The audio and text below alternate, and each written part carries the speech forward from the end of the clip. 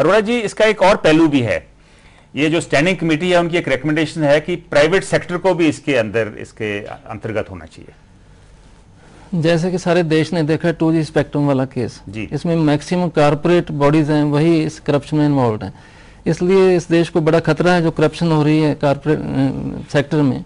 तो इसके लिए उन्हें आना ही चाहिए इस एक्ट के तहत। बेशक इसके लिए कानून अमेंड करने पड़े, कंपनीज लॉ अमेंड करना पड़े, आईपीसी कैसा कानून अमेंड करना पड़ेगा, कौन कौन से कानून अमेंड करने पड़ेंगे? इनके एम्प्लॉइज को पहले तो पब्लिक सर्वेंट डिक्लेयर करना पड़ेगा आईपीसी के तहत और प्रिवेंशन ऑफ करप्शन एक्ट के तहत, और इन कंपनीज को भी पब्लिक अथॉरिटीज भी डिक्लेयर किया जा सकता है अंडर आरटी एक्ट आल्सो।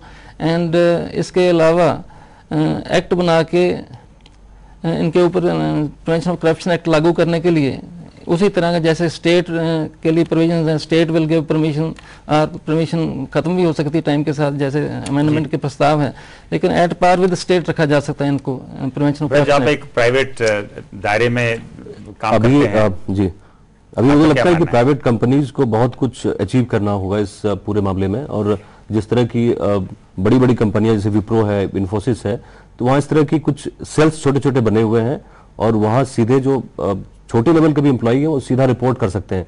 तो एक बहुत बड़ी अच्छी बात होगी कि इस तरह की कोई ऑडिट कमेटी हो, इस तरह की कोई कमेटी बने जहां सुपीरियर को बाईपास करके कोई भी कर्मचारी, कोई भी एम्प्लॉय सीधा रिपोर्ट कर सकता है और सुपीरियर को पता न लगे। ये बहुत जरूरी है, तभी ट्रांसपेरेंसी आएगी। अभी हम खाली पॉलिटिकल क्लास को टारगेट कर रहे हैं, आर्म फोर्सेस को टारगेट कर रहे हैं, लेकिन जितने बड़े बड़े घोटाले हुए हैं, कारपोरेट घोटाले हुए हैं, वो प्राइवेट कंपनियों में हुए हैं। तो इस पे नजर डालना बहुत जरूरी हो गया है। हेमंत, आप शायद सहमत नहीं है कि कानून में कोई तब्दीली करनी नहीं, मेरे हिसाब से कानून में कोई तब्दीली करने की जरूरत नहीं पड़ेगी, क्योंकि हमारे पास एग्जांपल हैं यूएस में, कनाडा में, आयरलैंड में, दुनिया के कितने सारे देश हैं जहां पर हमारा एग्जांपल है जहां प्राइवेट कंपनीज और प्राइवेट लोग इसके दायरे में आते हैं। वहां कानून में कोई बदलाव करने की जरूरत नहीं रहती, उनको पब्लिक सर्वेंट डिक्लेयर करने की भी कोई जरूरत नहीं रहेगी।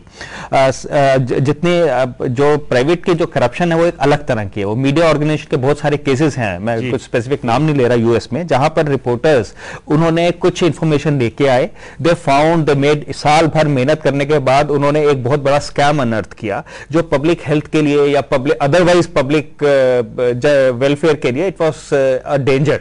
और वो लाने के बाद किसी लेवल पे, मैनेजमेंट पे, एडिटर के लेवल पे वो रोक दिया गया। वो रोक दिया गया तो विसल ब्लोअर कमीशन के पास गए, वहां पर उन्होंने प्रोटेक्शन ली, and then they also want the right to air those things which was in public interest, and the commission agreed. So this is one example where it can be used. Similarly, in some companies, in biotech companies, there are so many examples. There was an Indian, and that person went over and he said that this is what the company is claiming is wrong. It's based on wrong evidence and wrong. ये बताइए, आप कई NGOs के साथ जुड़े हुए हैं, आपको लगता है कि एनजीओस को भी इसके अंतर्गत होना चाहिए? सारे अपने आप by default, everybody is included in it.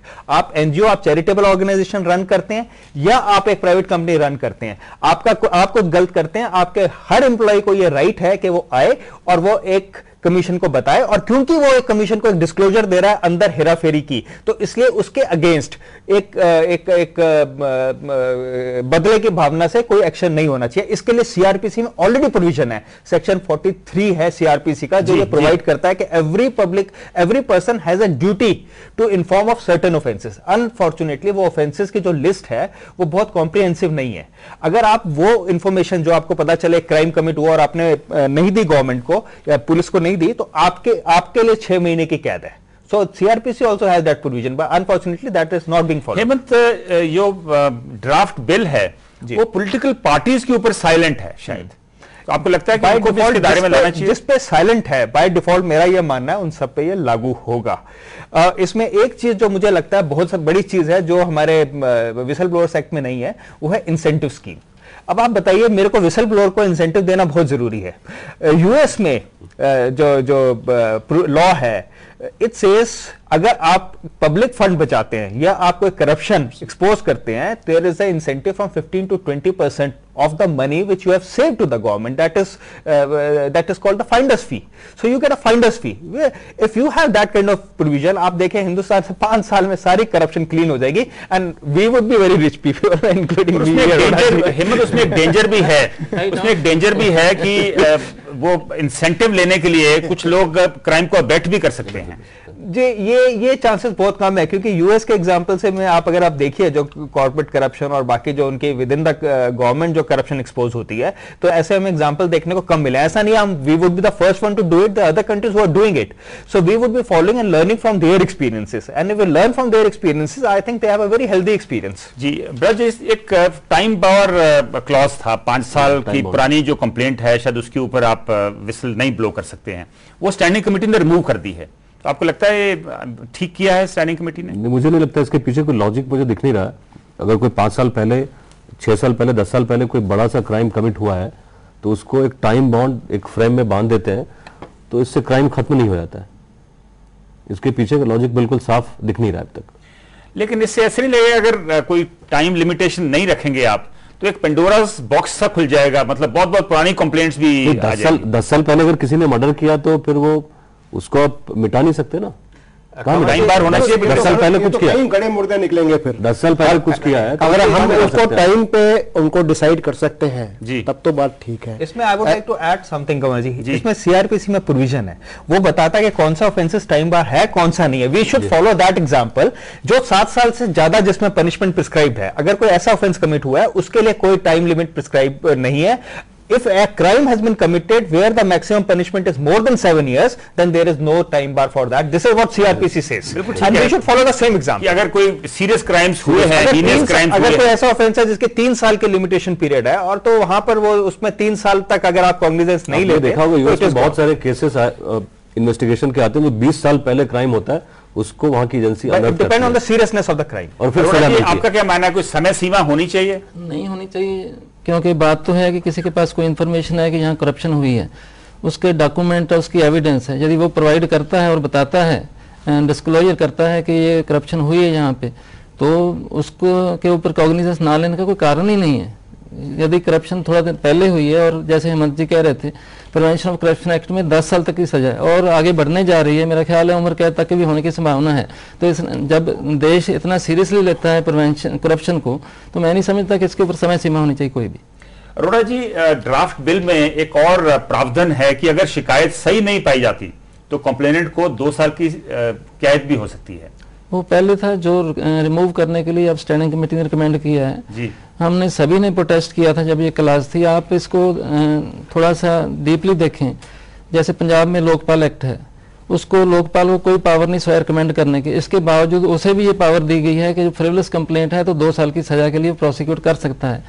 लोग इसलिए भी नहीं आते लोकपाल एक्ट के पास, सिर्फ इसलिए नहीं कि उसके पास सिर्फ रिकमेंडेशन की पावर, उसके पास जो ये नेगेटिव पावर है पनिश करने की, इसके लिए भी लोग उसके पास नहीं आते। लोग जाएंगे ही नहीं, क्योंकि सारा कुछ डिपेंड करता है डॉक्यूमेंट्स के ऊपर, एविडेंस के ऊपर, और हिंदुस्तान में एविडेंस के हिसाब से ही सारी पनिशमेंट होती है। कहीं unluckily somebody fails to prove the case on the basis of evidence, on technical ground somebody is acquitted, if I am to be sent to jail, that will be I think। लेकिन गोस्वामी जी, आपको क्या लगता है कि जो गलत शिकायतें आती हैं तो उनको कैसे रोका जाएगा? फिर यहाँ तो इसमें प्रॉब्लम यह है कि जेन्युइन कंप्लेंट्स भी नहीं आ रही, तो गलत की बात तो तब आएगी जब जेन्युइन आनी शुरू होगी। इसमें आपको एक एग्जांपल देता हूँ। आई हैड अ वॉलंटियर, तो वो अचानक उसने आना बंद कर दिया। We were working on GM issues, तो मैंने पूछा आपने आना क्यों बंद कर दिया? She was working in a company, she said my company is an American company and what you are doing is going likely to affect the American government, because likely to affect the American government, which so they can take action against me, so that's why I'm not coming. And it's such a long chain. She is thinking like that, so there are so many people who think like that, and they also think of immediate action which may come to them. So वो ये सब चीजें हैं जिसको हमें ध्यान रखना पड़ेगा। बिगड़े साहब, इसमें जो स्टेट्स हैं वो इससे कवर नहीं है अभी तक, तो आपको लगता है कि जब तक ये स्टेट्स कवर नहीं होंगी तो ये एक हाफवे हाउस रह जाएगा? बिल्कुल, आप बिल्कुल ठीक कह रहे हैं। जब तक स्टेट्स पे लागू नहीं है, सिर्फ सेंटर पे लागू हो जाने से कई चीजें रह जाती हैं। जैसे खासकर जो बॉर्डर स्टेट्स हैं जहां प्रॉब्लम है, JNK ले लो, नॉर्थ ईस्ट ले लो, अगर वहां पे लागू नहीं है तो वहां पे मिसमैच होगा। सर, जो हमारे जो देश की पॉलिसी के लिए या देश की सुरक्षा के लिए वहां पे मिसमैच होगा। इसलिए जरूरी है, अगर सेंटर में लागू है तो वहां लागू होना निहायत ही जरूरी है। सर, यहाँ मैं ऐड करना चाहूंगा, मैंने इसकी सर्टिफिकेट कॉपी जो मेरे को हाई कोर्ट में मिली थी उसको मैंने अभी पढ़ा है। स्टेट में भी स्टेट विजिलेंस कमिश्नर अपॉइंट करने की पूरी प्रोविजन है। इसी तरह की शिकायतें स्टेट के विजिलेंस कमिश्नर के पास भी होंगी और ये सारे प्रावधान उस पर भी लागू होंगे। ये कहना कि स्टेट पे लागू नहीं है, बिल्कुल गलत है। लेकिन उसमें सेंटर स्टेट रिलेशंस की बात नहीं आएगी? ये जो करप्शन है बेसिकली वो सेंटर में एक सीबीआई है, सीवीसी है, लेकिन स्टेट्स में विजिलेंस कमीशन है। विजिलेंस कमीशन के लिए वैसी परमिशन नहीं है जैसे सीवीसी के लिए है। will have to appoint state vigilance commissioners, or there is a provision alternative to this central vigilance commission. There can be another authority also which can be entrusted all this task. लेकिन अरोड़ा जी, वो तो states को अपने आप appoint करना होगा ना। अगर कोई स्टेट नहीं अपॉइंट करती है तो उसके ऊपर कोई जबरदस्ती तो है नहीं। जैसे आपने आरटी एक्ट में देखा, it can be made obligatory also. Legislation obligatory शायद नहीं हो पाएगा क्योंकि ये सेंटर स्टेट रिलेशंस का इशू आ जाएगा। आरटी एक्ट में होगा, जहां क्या नहीं हो पाएगा। लेजिस्लेशन क्रिमिनल एक्ट के लिए लेजिस्लेशन बनाना जो लॉ एंड ऑर्डर के लिए, वो सेंटर के पावर में आता है। कंकरेंट लिस्ट में 7 शेड्यूल के कंकरेंट लिस्ट में आता है। So both centre and state can do, and if the centre makes a law, it overrides the state law.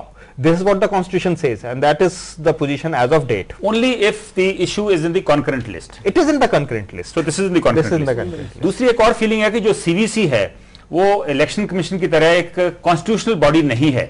So CVC needs to be empowered a little more. See, I don't think I am not very happy with the CVC being empowered to take care of the whistleblowers. It should be a separate commission, and it should be absolutely independent, autonomous, and not the kind. I mean, they can certainly seek help from CVC, but CVC itself does not have its own cadre. So that's a big problem.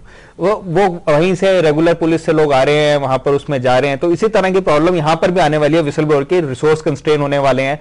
सो हमें एक अलग commissionerate की जरूरत है जो बाकी सब देशों में भी है. जी, आप भी फील करते हैं एक सेपरेट कमीशन चाहिए? सीवीसी के दायरे में ये नहीं आना चाहिए?